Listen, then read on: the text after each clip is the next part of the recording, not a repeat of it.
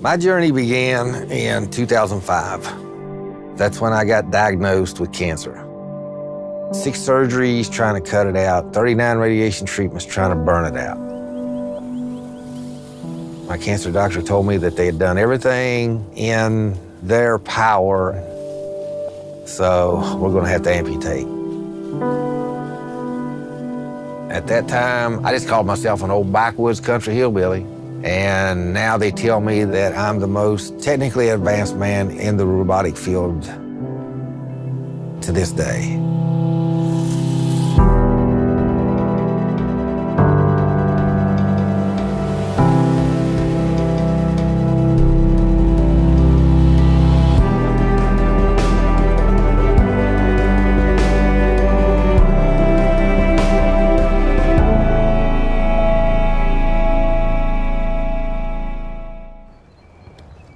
I've never been a rich man, but I've been a hard worker all my life. A little bit of caffeine keep me from getting mean. I'm happy-go-lucky. I'm a jokester.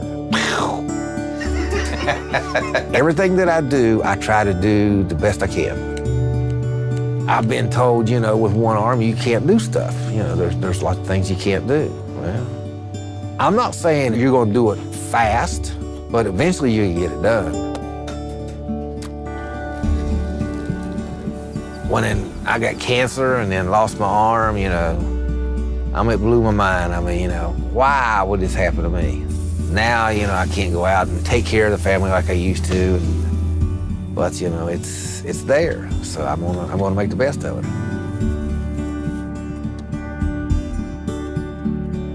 I live my life by 2 rules. There's a reason for this season, and I always have PMA, positive mental attitude. I got introduced to Johns Hopkins Applied Physics Lab. They had a project to build the arm that was then revolutionizing prosthetics.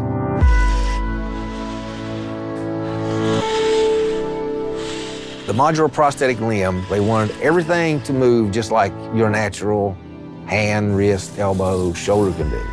And they needed the human factor now to come in and start testing and working with the arm. I got a chance to meet with Dr. Albert Chi at Johns Hopkins Hospital. Dr. Albert Chi found the nerves that used to go to Johnny's hand and moved them to healthy muscles in his remaining limb. He introduced me to targeted muscle reinnervation, and that is the surgery and technique that you use to work prosthetics with your mind.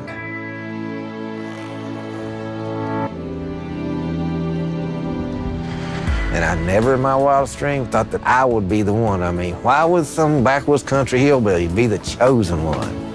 I just got to go with the flow.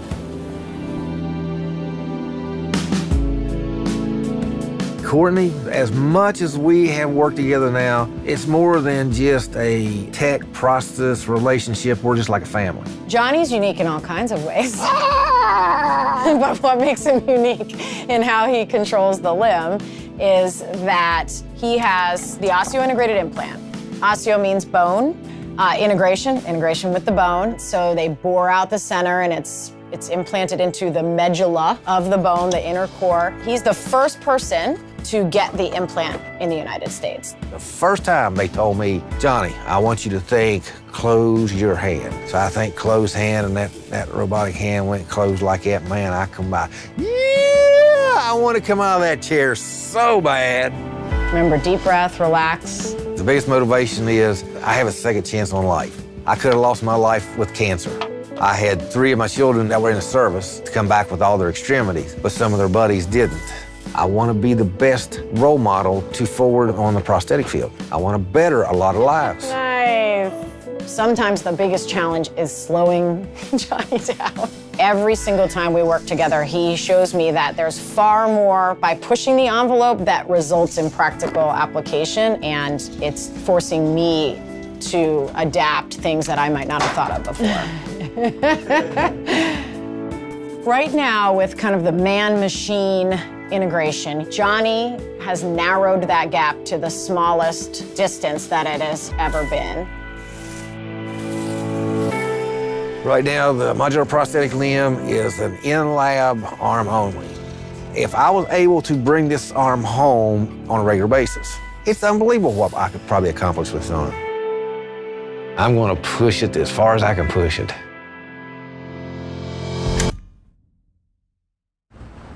I want to introduce you to the place that I stay each and every time I come up to Baltimore, the magnificent Hotel Chi. I can't believe we're here in this setting. I mean, everything we've done so far has been in the lab.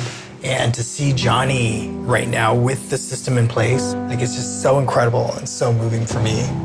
This man means a lot to me. I mean, I put my life in his hands. And I mean, literally. Remember? He's beyond being my doctor. To me, he's just like my brother.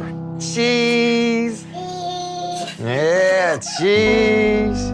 Remember we were talking about how it's Johnny that challenges me? This is an example of that. All right. Up off the stove. There's times when Johnny pushes the envelope in a way that I don't feel comfortable with. Oh, no. Whatever.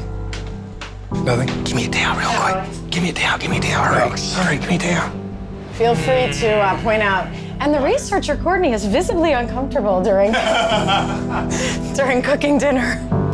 I have to put a glove on this hand, or at least make an attempt to.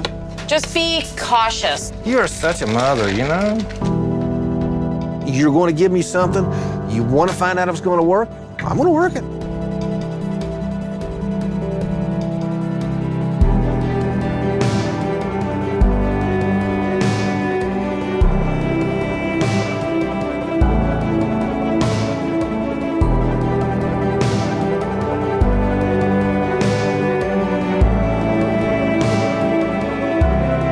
The cooking was, nerve-wracking, but now, in hindsight, it was amazing. We didn't practice at all. He was trailblazing it today.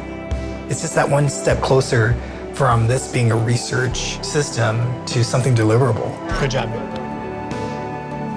I really do feel like we're at this crossroads between breakthrough surgery and breakthrough technology. Really, we're seeing this evolution of man and machine. It's going to be light years beyond what is available out there. Bon appetit. Like I said before, I don't know why I was chosen for this.